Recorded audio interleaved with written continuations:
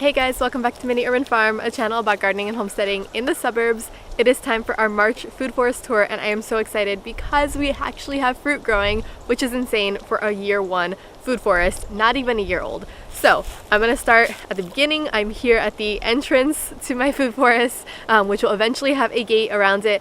But for right now, we're still everything in cages. We have some things that have done really well. And then we do have one thing that did not survive the frost. Let me take you through and show you what's going on. Alright, so the first thing I want to show you guys is our little lemon tree. Now, if you remember from the last food forest tour we did, this is the same lemon tree that was like in a pot for 5 years at Alan's parents' house. Alan is my fiance, soon-to-be husband, and this thing was yellow and brown and looked pretty much dead. And now it has a whole bunch of flowers on it, and I think I even saw some like baby lemons starting to come out. These are ponderosa lemons, and the new leaves, at least, they smell so fragrant. I absolutely love how this tree has done so well here.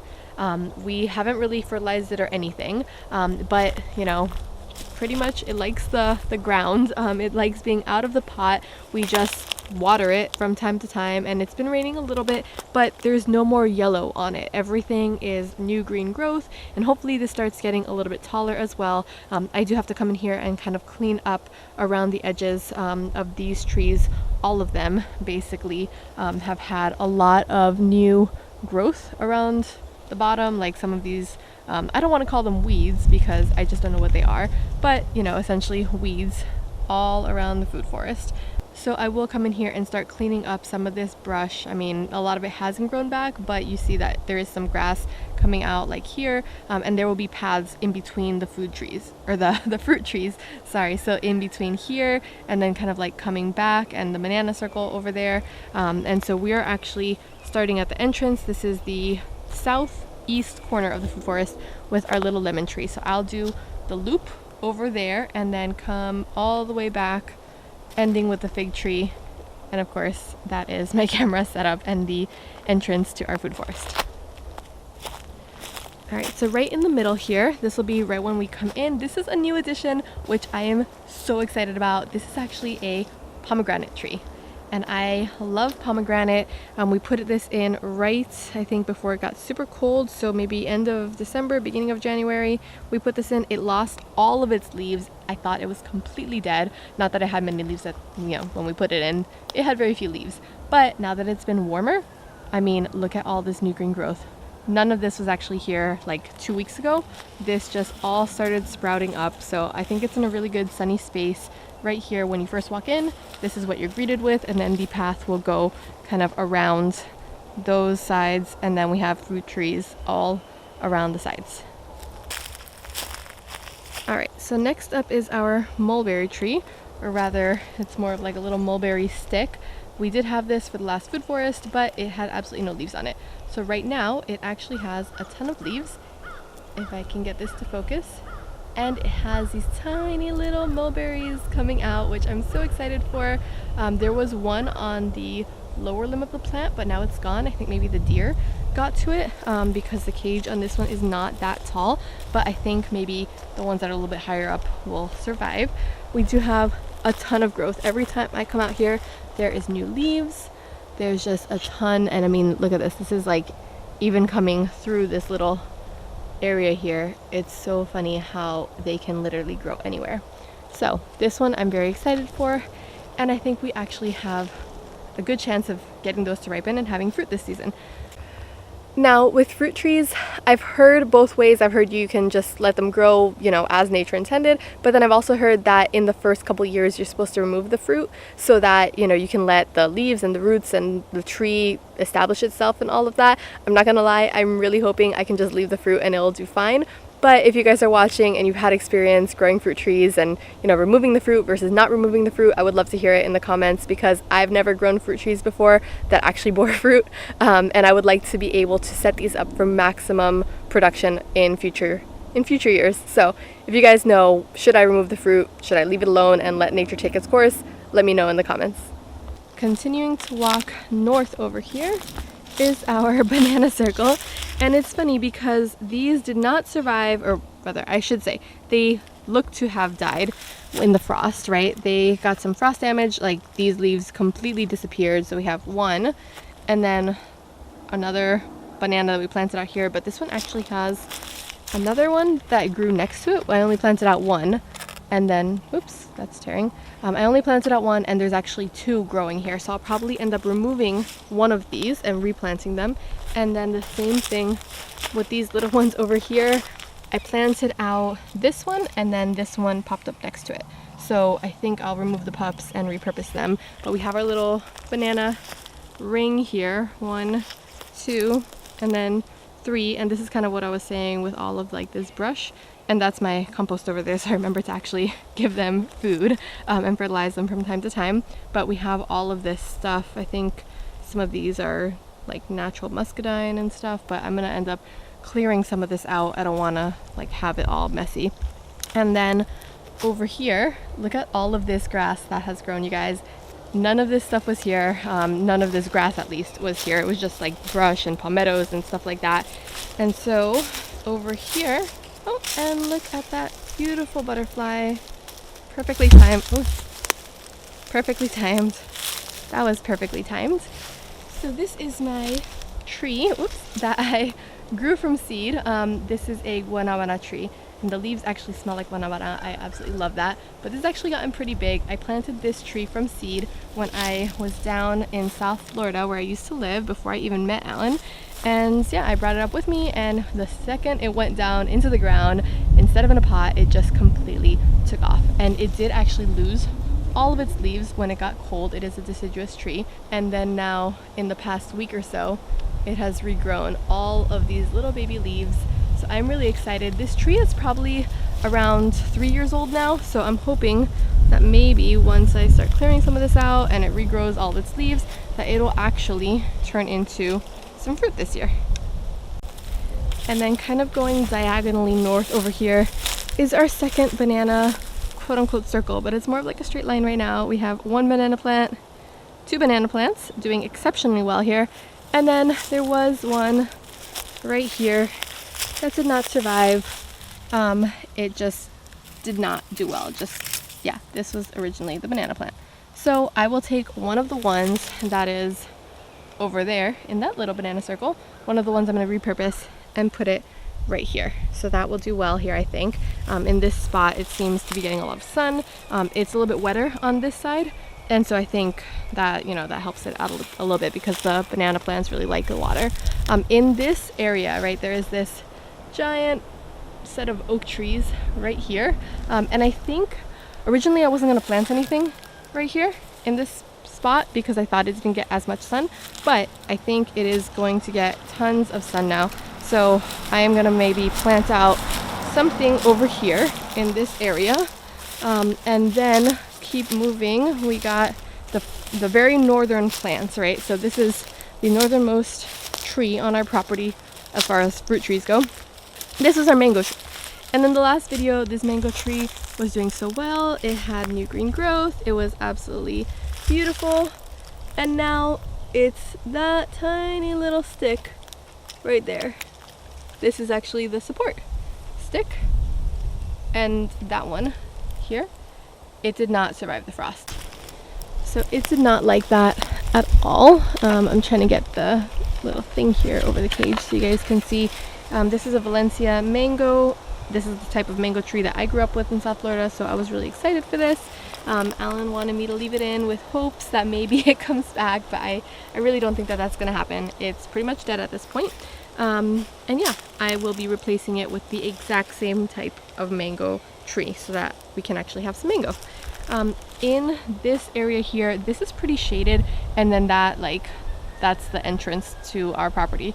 So I think I have some area here to plant out something else, but I don't want to overcrowd the mango tree, right? So the mango tree's right here. I'm hoping to put something in here that is maybe on the smaller side, or even possibly take the mango tree and scoot it a little bit more this way and then plant something out there. Although I think we might actually have space for multiple things in this area. But I don't know. I don't want to overcrowd it and then be like, oh my god, I don't have any more space. That's always a consideration of mine, but I think we actually have more space than I was planning on. So this is the grapefruit, which is just south of the mango. This has like this double makeshift cage thing on it because we put the original cage on it and the deer came and completely destroyed this plant. If you can see in here, yeah, all of those little twig-like things are where the deer just demolished it. So we made another one and just stacked it on top of right now. Eventually we will have a nice big fence for the deer to stay out, but I didn't want to wait and use that as an excuse. So we just are doing, you know, what we can with what we have for the time being. And yeah, they did not like having the deer in this area. It did not go well. So hopefully that'll stop it for a little bit. We're back at our banana circle here, and then there in that cage is our persimmon. Now this is also a deciduous tree. It is not dead, and I know it's not dead because when I scratch it, there's actually some green still in there, as you can see. So I know that the tree itself is not actually dead, but it doesn't have any leaves or any buds or anything. It has like these little nodules where I'm assuming buds are going to come out of in the near future, but that hasn't happened yet. So I'm just waiting for this to pop up. This is a Fuyu persimmon, and so they're non-astringent variety, I believe that's what it's called. So you can actually eat them like off the tree. You don't have to wait for them to ripen. So as soon as they're orange, they're ready to go. I am really excited for that because I love persimmon. And then back over here, this one, guys, oh my god, this has been crazy. I think this was in the last food forest tour. If not, then it is a peach tree. I just put this in at the end of last year, beginning of this year maybe, I think. It hasn't been here too long. But look at this. It actually has peaches. I can get this to focus. Look at that. So this is what I'm kind of talking about, and this is like already getting pretty big here. And we have a whole bunch of them. We have one up here too. But I'm not sure if I should be leaving these on the plant. Like, I don't want the plant to just not be able to grow and have killed the plant because I'm being greedy and want my fruit, but I'm not sure. So again, if you know more or less what to do, leave me some in the comments. This is one that actually had a lot of green growth even through the cold temperature because this is a UF Best peach tree, which means that it is specifically formulated and grown for this region, right? And of course peaches need cold hours anyway, so it's doing really well in the cold. It didn't really lose too many of its leaves or any of that. So hopefully this will turn into a nice big tree very, very soon. All right, on to our last stretch over here. This is our guava tree, and this is one that I definitely thought was dead. I'm trying to get like a better angle of this. I definitely thought that this was dead, but it actually surprised me, and all of the little leaves are coming back. This did not like the cold. Guava is a tropical plant. It is a tropical fruit, and the cold, I mean, as soon as anything cold came, it like just completely, you can see some of the leaves down here like crisped up and just dropped. So I'm really excited to see some growth on it. I love guava. I think it might take a little bit of time for this plant to actually get to the place where it is growing fruit, but hopefully soon we'll have guava.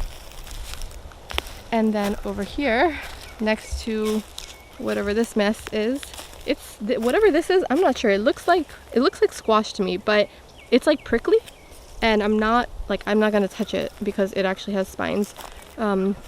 Here is our navel orange tree, which I love. This one had orange blossoms on it last year. It also had some little oranges, and then they all fell off. I don't know if this is something that needs a lot of pollination or not, but it didn't really produce fruit, which is fine because it's still in the growing phase, and it's had tons of new growth since we put it in the ground. All of these bright green leaves are brand new, so I cannot wait for this to continue growing and turn into a nice big tree. And then in between those two trees, right, so that's our last one, our fig, and our orange tree. Sorry for bouncing you guys around. I have potatoes. So I actually chitted potatoes on the kitchen countertop and planted them out. I have not done a lot of watering on these. I've kind of just depended on the rain a little bit, and I've watered them maybe like once or twice in the month or so that they've been here, but they are sprouting, so hopefully we'll actually get some potatoes. I planted out, I think, like maybe 15 in this space, and I think right now there's 1, 2, 3, 4, 5, 6, 7, 8 maybe. 7 or 8 plants, so I mean that's a good sign. I wasn't really expecting them to grow. And we have another little potato patch on the other side as well, right near the banana circle over there. There's a little patch of potatoes too. Just trying to get the most amount of use out of this space as possible. And our fig tree has had a ton of growth in the past week. This is something that did not like the cold at all. It is a Mediterranean fruit, so yeah, it did not do well with all of that cold weather. It lost every single leaf that it had, but now it has a ton of new growth on it. Look at that. Alright, so that is everything that I have intentionally planted out on this property so far. We do have other things that are growing on the property. We have creeping cucumber, which the kids and the chickens really enjoy, just finding those tiny little cucumbers. It is, I think, wild and native to Florida, so that's something I definitely didn't expect to find. And we also have a ton of beautyberry. When we took the brush mower and kind of just brushed everything down, a lot of those I thought were lost, but of course, in true nature Florida fashion, they are popping right back up, and I expect to have a ton of beautyberry for maybe making into preserves or something. I don't think that they taste like a lot personally, but I know that people make, you know, jars of preserves and stuff out of them, so I'll be trying to forage a little bit. And then I think we have some muscadine also. I know that that's native to this area, and to me it looks like it, but I'm really not I'm really not exactly sure if it is true muscadine or not. Hopefully it is. And then of course we have our palmettos and we have ferns and we have a whole bunch of other stuff that, you know, maybe over time we'll try to get rid of some of these non-fruit producing type of things and add in some, you know, some herb layers and more potatoes and sweet potatoes and stuff like that. I want this to be a sweeping food forest where you can just walk in and harvest tons of stuff and not really have to maintain it all that much. Eventually, I might add some drip irrigation into this, or even maybe some overhead irrigation, but I have not decided. I think it would be really good to have irrigation instead of just depending on the water and like hauling my watering can from the well. So I might eventually, way down in the future, try to add some irrigation. For right now, everything seems to be pretty maintained without me having to water it. I've watered this entire area maybe 2 or 3 times. And it seems to be doing pretty well. So now I'm going to be harvesting my worm castings in the next couple weeks, probably next week or so actually, and trying to do some worm tea so that I can actually, you know, fertilize these fruit trees with it. I think that is going to be an excellent use of my worm castings, especially once you harvest them and you brew it into a tree, so you can actually get a lot more out of it, a lot more volume, so I can fertilize all my trees.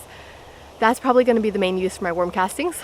I absolutely love showing you guys the food forest. This is definitely a passion project. I love gardening and I love homesteading, but this is something that is a long-term project and will provide for us and future generations to come, you know, without having to put in a ton of work once it's established. Right now we're putting in some work for it.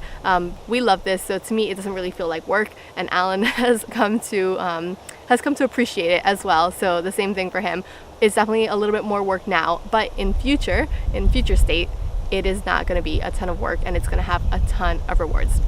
If you like this video, don't forget to like and subscribe to the channel for more videos like this. Leave comments below telling me, you know, what fruit trees you're excited to grow, what things you've never heard of. I've never heard of these things. Oh, and another one that I am super excited to plant out from our seedlings actually that have just sprouted is my moringa. That will also be going into this space. So thanks so much for watching, and I will see you in the next one. Bye.